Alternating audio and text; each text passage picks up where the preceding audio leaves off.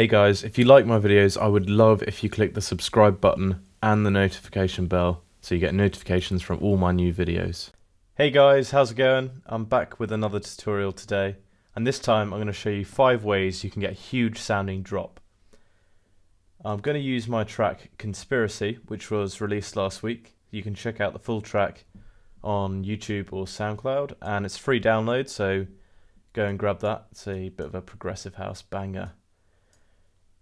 Okay, and I've actually used some of these tips that I'm going to show you today on this project, so I thought it was a good example. So the first tip then is to automate the master volume on the build-up. And you can do that quite easily in Ableton or Logic or FL Studio, or whatever you use, just with a simple utility plugin on the master. And that's down here. So what you're going to do is automate the gain to a maximum of, or minimum of minus 2 dB. Wouldn't go any lower than that because if not it can sound a little bit weird. So on the breakdown, I'll just expand this.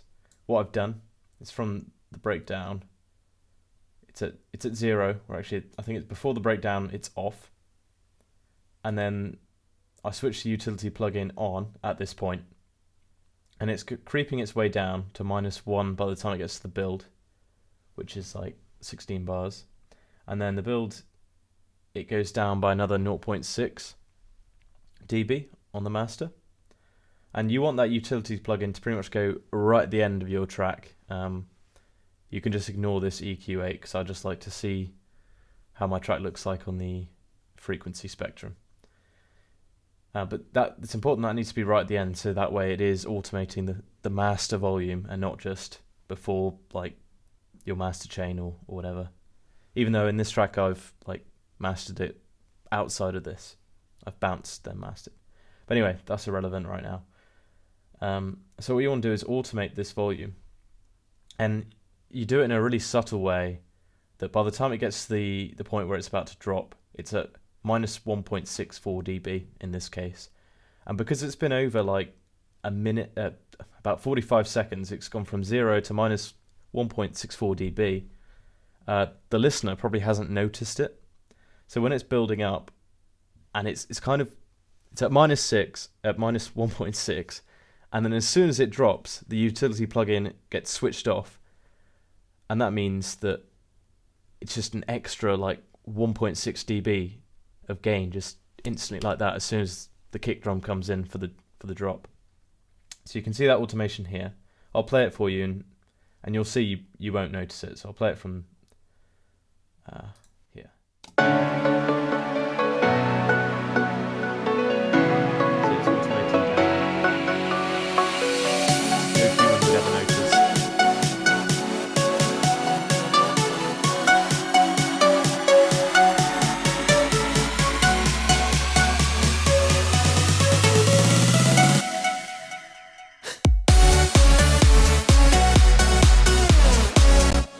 And then, as you probably saw, the utility plugin just goes off as soon as it's about to drop. Another way you can get a bigger sounding drop is using the utility tool again, or the equivalent in Logic and FL Studio, etc. Is the utility plugin has something called this width parameter, and 100% is like kind of normal, like stereo. And 0% is mono, and 200% is just the stereo information, nothing down the middle. So what you can do, and I learnt this trick from, I think it was a Revealed masterclass at ADE back in 2015. I think it was Danik from the Revealed masterclass that said this, that you want to, on the build-ups especially, you reduce the stereo image on the build-up, so that way when it drops, you bring back the stereo image, and it just sounds like it's just exploded because just so much stereo width has been added at that exact point, so it makes the drop sound even bigger. And you don't want to go wild with it. You don't want to go from like 100% to mono because that's just like too much. But I've done it here, down here, to 80%. So it goes 100 is normal, then drops down to 80%, and then the utility plugin like switches off just before the drop. So that just means that when it's dropping, the stereo image just suddenly just goes huge or back to normal, but because the listener's been used to hearing it not as wide, it suddenly has this big impact. So I'll play it again and see if you notice it.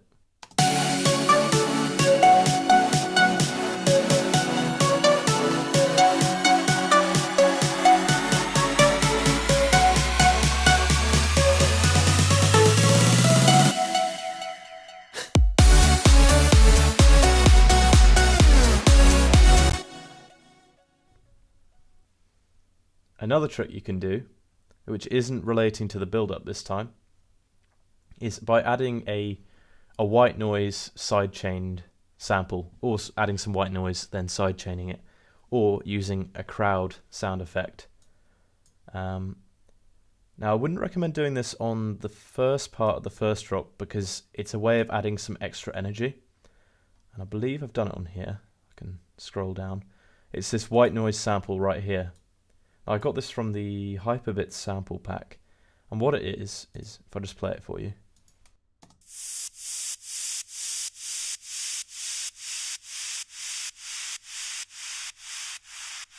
It's almost like a white noise side chaining. Quite if you're wearing headphones or if you've got studio monitors, you can hear it's really wide as well, which kind of adds to the effect. It's just a way of adding extra energy, and it kind of fades as well, which is really nice because if not, you get a really potentially muddy sounding mix. So I'll play before and after. So I'll mute it now.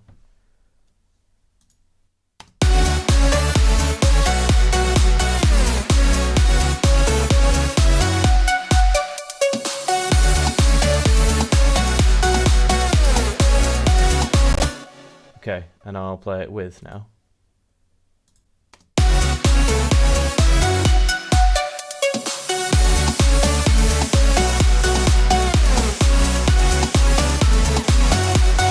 Hopefully you can tell the difference there, because especially when it's a lot louder, it just really adds that extra impact, which the drop needs to keep it sounding interesting, keep people dancing. So what I've done here then is, on the first part of the first drop, kept it without the side chaining white noise, and then on the second drop, like the first part, I've got this effect straight away. You can see when I A/B it, like there's a big impact there.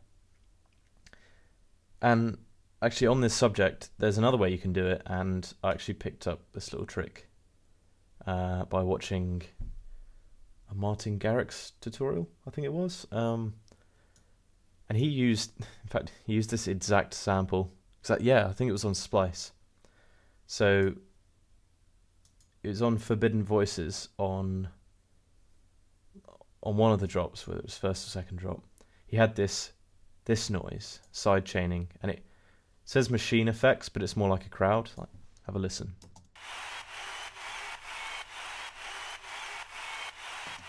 Now, it's less subtle than the white noise, but I think using both of them and adding a bit of variety into your tracks is always quite good. So I can A/B that one for you. So this is without.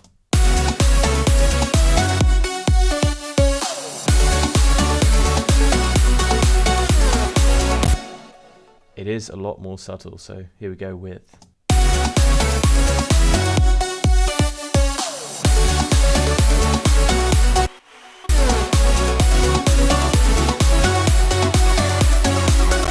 You might not be able to hear that, but on my headphones right here, right now, I can hear that. Try out both. You can make your own sample and then just bounce it down, which I assume is what Hyperbits did. But it sounds great, so I just use his.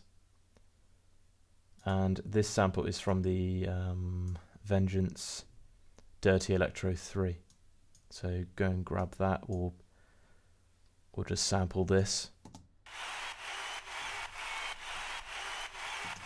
if you want. The next one is something you probably are already doing, but if you're not, then it's definitely worth giving it a go and seeing if you can get your drop sounding even bigger.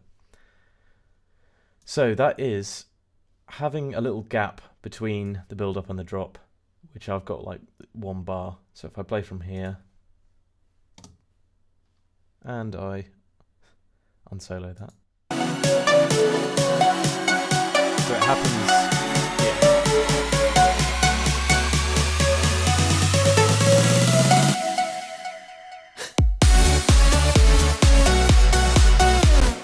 So you just let the track breathe for just a bar, basically.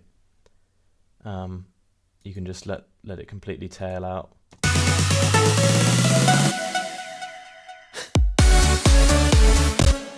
Like that. And you can add a drum fill in there as well, which I definitely recommend doing. But the thing I'm trying to stress here really is that your snare rolls, your effects, everything like that ends like a bar or like half a bar. I think 2 bars would be too many. Just before the drop, so it has that time to breathe, and then it goes boom with the impact. And haven't really got a drum fill. I've just got this little gasp, and then a short little kick drum before the kick. So I haven't really done a drum fill for this track because I normally do drum fills, and I wanted to try something different. And we're on to the last one now. So this is a less common known trick, but I picked it up from a Mac J tutorial. And I haven't done it in this this track, but I could quite easily do it. So I will do it here. Basically, the idea is to get a sub kick instead of a kick and bass, just for the first beat, because that really, especially in a nightclub or a big festival system, that really catches everybody's attention, and plus they're not expecting it. So if you do that on the second drop, where everybody's expecting like a kick and bass combination, and you do it on the second drop, everyone's like, whoa, what happened there? That was cool. And it catches them off guard, and it gives it an even harder hit. So I'll just do that quickly now.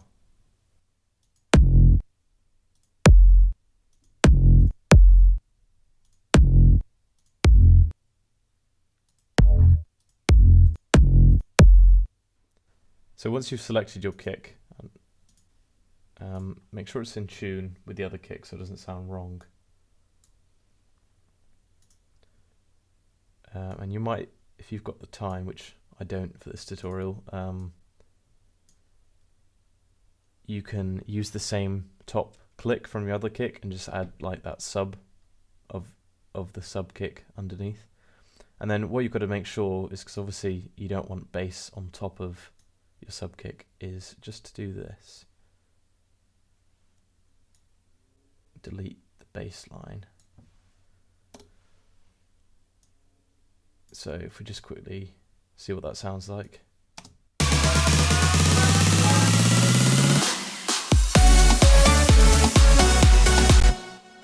Now I'd have to play with the volumes because that didn't quite sound right. But it sounded different, it sounded a little bit more impact.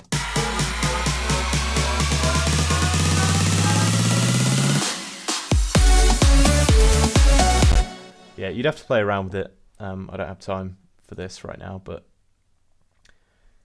definitely play around with it, and you can definitely get it to work, because I've heard it in some of Mac J's tracks since he mentioned it. It definitely works. So yeah, that's my 5 tips for getting a bigger sounding drop.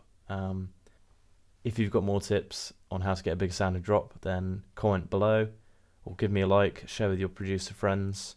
I'll see you guys in the next one.